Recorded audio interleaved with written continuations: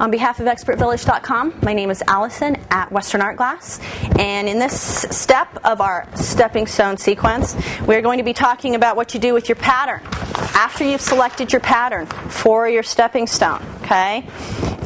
Sometimes you can have your glass already picked out. Sometimes you're going to pick out your glass after you find your pattern. So either which way, get it copied off. You need to get it numbered and marked, okay?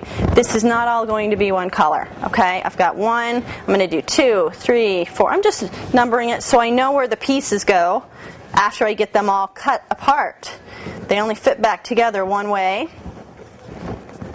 Otherwise, I'm going to be using some glass like this that has some grain to it, or some life, some fun, which means I need grain lines in here too, so that my sun's going to be radiating out and be really cool, vibrant, and happy.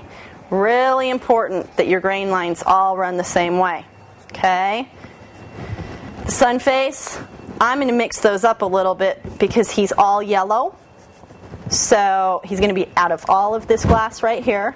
So I want to show some more movement to it than just that. So I'm going to mix up my grain lines a little bit.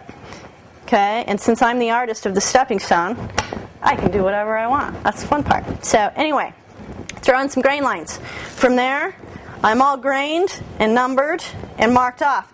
You also want to label your colors because for the stone I'm doing, these are not all the same. So orange, red, get them all labeled for what color glass they're going to be. Or you can color this with colored pencils or crayons if that makes it a little easier for you. I'm just familiar with doing this so much, I can work with the black and white. Sometimes anything can happen, so buy extra glass just in case. All right? So in the next segment, check it out.